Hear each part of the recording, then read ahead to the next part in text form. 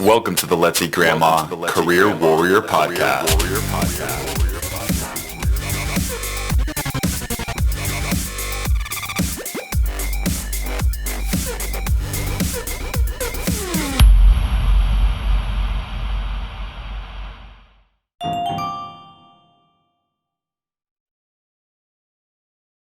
We are now going to open it up to our group here to see if we do have any questions here. I want to make sure that we are able to take care of the live capability that we purposely did here for this podcast.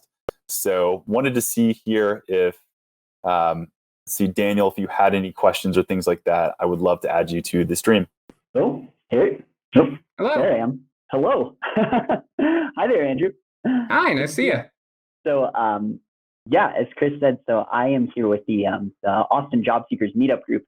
It's live. We're doing kind of a watch party on a Zoom call, and we had a couple people with questions. So I have one question that I'm going to ask.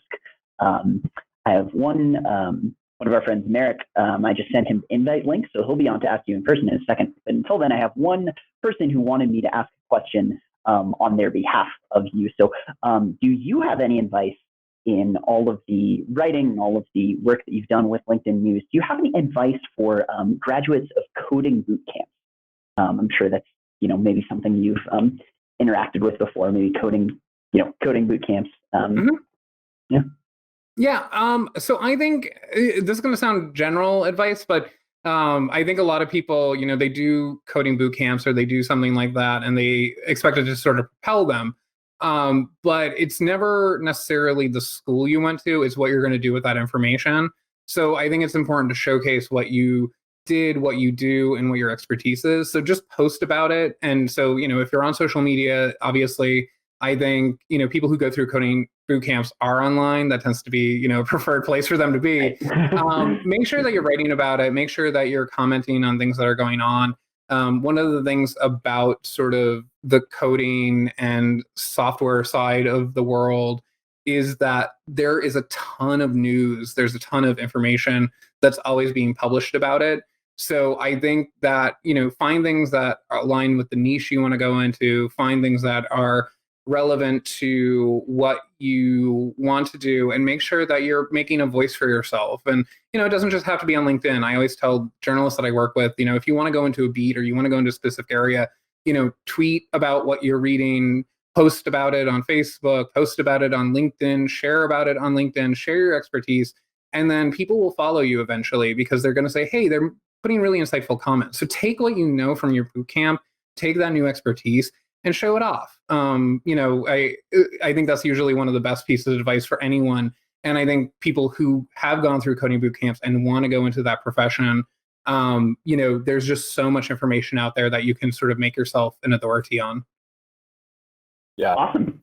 I love that piece of advice. And just from the resume perspective, it's really about, coming from these coding boot camps, highlighting the things that you're working on, like what makes you excited about that industry, which is hard to do on a resume. I'm not recommending to do that on a resume, but maybe the cover letter or maybe engaging in social media, which is something that Andrew alluded to earlier. So awesome. Yeah. And also network with people who you were in the boot camp with. Maybe you worked on projects together or something. I think that's also really useful because, I think, people who go through coding boot camps, they're eventually going to get hired somewhere. And they can usually refer people to also get hired there. So make sure you're making good friends and professional relationships with them. Cool. Love it. Thanks, Daniel. I'm actually going to bring in Merrick here. So Merrick, thanks for coming in. It does take an element of bravery to come in and do these things live, especially when recorded in front of people. So big props to you here. But let's add you in. Merrick, hopefully I'm saying your name correctly. Thanks for being here on the show. What question do you have for Andrew today? Thanks for having me. My name's Matthew, but you can call me Merrick. You got the nail on the head there. So I am in 2 weeks, I'll be a recent bootcamp grad. I'm studying UX. I'm super excited. A part of what has me so excited is that there's so much room for growth. And to that end, I'm curious to know, you were talking about networking earlier and being true to yourself. What advice would you have about fostering mentor relationships? I want to be intentional with it, but I also want to let something grow naturally. How would you go about starting something like that and really like fostering it, I guess. Yeah, no, I think that's a great question. And also, I think it's fantastic that you're all in Austin, because if I graduated from a coding boot camp, I would want to also be in Austin, knowing about all the companies that are going there. When it comes to mentorship, I think the first thing is knowing exactly what you want to get out of it, because one thing that I've learned over time is that there are different roles that are played, especially in like traditional offices. There could be a mentor, there could be a sponsor. A sponsor is more of a formal thing that's like, I help you out, you help me out, those sort of things.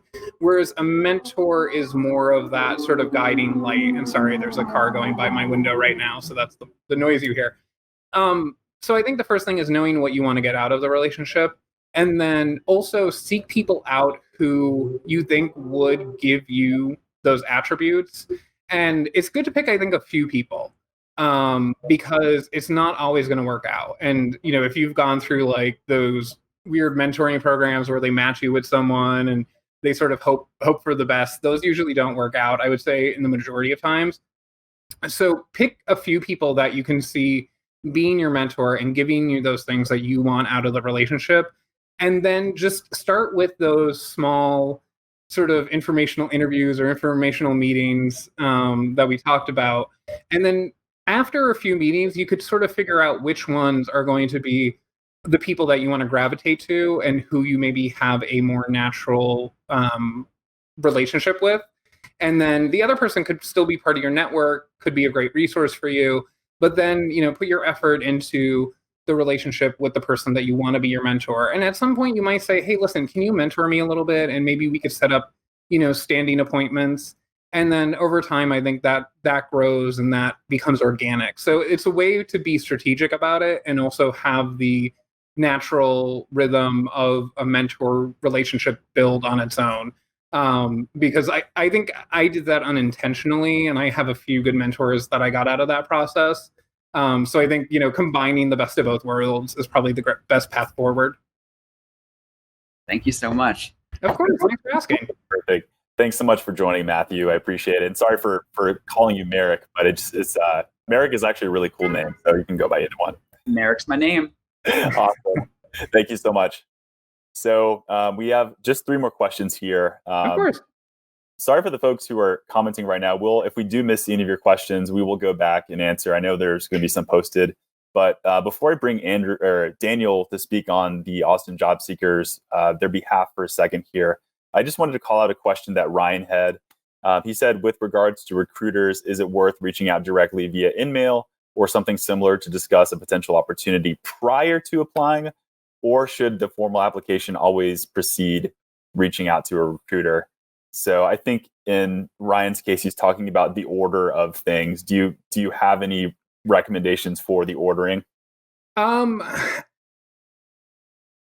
think that's a tough one. In my experience, speaking from my from my own experience and what I know, is that it really depends on the organization and what you plan for the recruiter to help you with. I'd assume most recruiters are going to tell you that you need to apply through the system that they want. I just, especially if you don't have a relationship with that recruiter ahead of time, they're just going to say, we could talk after, but you're going to need to apply. If you know someone at the company, if you have a relationship with someone that you could reach out to who maybe give you a referral, you should probably reach out to them first, because the company may have an inside sort of strategy, or if you will, that says the person on the inside who you're reaching out to needs to check a button or something in some system before you apply, or maybe needs to send you a special link to do a referral. So if you know someone inside the company who will give you that link, you should reach out to them first. If you're going to reach out to a recruiter and you don't have that existing relationship, I don't think it really matters on either side from what I could tell and what I've seen. It probably doesn't hurt to reach out, but they'll probably tell you to apply through the main system if you don't have that existing connection. Perfect. That makes a lot of sense. Thanks for bringing that to light. So, Daniel, pop back on here. What other questions do you have for Andrew? Hello.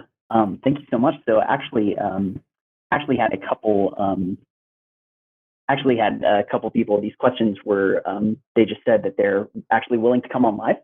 So I'm just actually waiting for them to just get the link to come backstage, and then we'll bring them on. So that makes sense. I mean, in the meantime, we'll wait for these people to pop up on our screen here. But in the meantime, we did have a question from Sarah.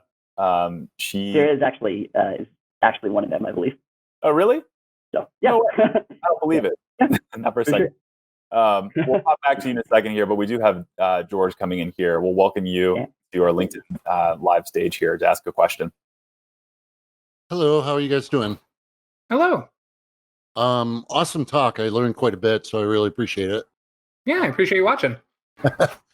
I'm curious. This is less about finding a job, but more industry trends. With the pandemic, there's more remote working, and I'm in tech as well.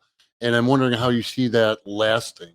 Like, it seems to me, well, I prefer the idea of working at home, and the idea that, it's got some advantages and disadvantages and some learning curves, but I think the advantages both for the worker and the company, personally, I feel they outweigh it. I'm just wondering where you see that heading because of the pandemic, and if it will have lasting power and perhaps expand. Yeah, so I think from what I've read, we're not going to go back to what we thought was normal. I think the one of the most enlightening things I read recently was from the Wall Street Journal. They did a summary of basically what CEOs have said about work from home, and a lot of them were in tech. And I think the person who disliked it most was Reed Hastings from Netflix. And I could see where he's coming from as someone who works at a company that's tech, but also very arts driven. He wants people in the room. He wants them to be able to be in person and bounce ideas off each other. So I completely understand that. But the overall trend with all the CEOs that they talked to, so people in finance, Tim Cook was included in there, and some of them were just aggregated quotes that they've heard over the pandemic, was that they still like the idea of having people in an office for various reasons. But they all basically said, listen, we know it's not going to go back to normal. So I think there's going to be that like hybrid that's going to emerge. I think, there's a lot of companies that are saying, we'll be back in the office in 6 months. We'll be in the office in July. And I think no one knows. Those are arbitrary dates. So right now, I think if you're working from home, you're probably going to stay working from home. If you're a frontline worker, obviously it's a different situation. But I think most CEOs and most large companies that have had offices are going to want to see their employees come back at some point. And then, one thing that I heard, and I forget where I heard it, was an economist who said, listen, the things that brought people together in offices, or the things that brought people to large cities, over all these many, many decades, is going to bring them back again. So there are going to be people who pull back together. So there are parents who, frankly, they just want to be in an office to get away from their kids because they can't get work done. So it's going to be a mix. We're not going to go back to where we were. But I know, at least from these large CEOs that the Wall Street Journal talked about, they all basically said, listen, we do need to be back in the office in some form eventually. Fortunately, a lot of companies can do that. But I think there's going to be a lot more understanding to let people stay home if they want to. So I know people who've like moved across the country, and they sort of said, we'll figure it out when they call us back to the office. Yeah. Well, it's interesting because it seems that one of the advantages for the employer would be to hire from a larger pool of people and get the best talent. Definitely. It seems like that would be, I mean, I guess I don't know how they balance, but, I do know that some people do like to be in an office environment, but it seems like, well, certainly it's a different management style to manage people remotely, but there's also ways to do it and build the office culture, but just do it remotely. Yeah, no, definitely. And I think, there's a lot of investment probably in people figuring out how to do that. Because a lot of these companies, I don't think, have done it before, but if they have, it might have been 1 or 2 employees here and there that were work from home. But I think they're going to be more open to it. And there's probably a bunch of investment to figure out how you how you manage hybrid teams. So it'll be interesting to see. They also might find themselves behind the curve if other companies are doing it and getting more talent. Definitely. All right. Well, thank you very much. Of course. Thank you. So just want to thank George for coming on here. I'm going to bring our good friend Daniel, always my right-hand man here, just to ask on Sarah's behalf. She had a good question here. But Daniel, let's hear it. Here I am again. All right, Andrew. So I have a question here from Sarah in our group. So she has two kind of related questions. So number one, she is asking, what should you do when you see that a company has taken down a job post because they've received too many submissions? Do you have any options there? Is there anything you can do? And also, what should you do when you're applying for a job and it seems like they'd want to hire somebody more, somebody who is younger, even if they'd have less experience? Well, I think the first question is you could always reach out. I'm a big fan of just, the worst they could say is no, we're not going to consider anyone else, or, we took it down because we already selected someone. So you can reach out and, worst case scenario, that's what they say. Best case scenario, they say, hey, listen, we might have something else for you, or you form a connection. You could always say, I would love to learn more about the company. And, I had some questions that I hope to get in an interview. So that could be something that you do. As for sort of the experience question, I think it depends. You might be putting too much on the hiring manager and the company. It's difficult to know what they're thinking and what their strategy is going to be. So I wouldn't go into those situations thinking that they're going to automatically go for someone with less experience who might be cheaper. So I would go in there sort of saying, make the case for why your value is worth it. So, you could say, and I don't think you have to frame it that way because you automatically put that into their mind, but make the case that you're going to be worth the value that you're requesting for a salary. So don't go in there with the preconceived notion that they want to hire someone younger or someone with less experience. One of the things that I was taught many years ago that has really helped me is that when you frame things like that, so if you sort of want to get ahead of a situation and you say, oh, I'm sorry to ask this or something like that, you automatically sort of taint the conversation. So if you go in there and you make the case for yourself without sort of, talking about ageism or anything like that, you're probably more likely to succeed because maybe they weren't thinking about that, but you said, hey, other person might be cheaper, and they may go, hey, they are cheaper. So, you'll want to sort of not put that thought in their head. Yeah. Gotcha. That's a really good question, Daniel. I'm glad you asked it on her behalf because honestly, one of my top 5 questions that I get asked actually surrounds age and age discrimination. Which is it's sad because I think about where people's concerns and worries are, and I know it's something that people actually struggle with. So it's one of those things that you do what you can, but keep your head up and don't make that a central thing for you. I think is really important. So, Daniel, thanks for popping on here. Just going to end it real quick. Yeah. Thanks. I can't thank you enough, Andrew, for coming on the show and doing this. And I wanted to hear if you had any, what's the number one way people can keep in touch with you and what you're up to doing next?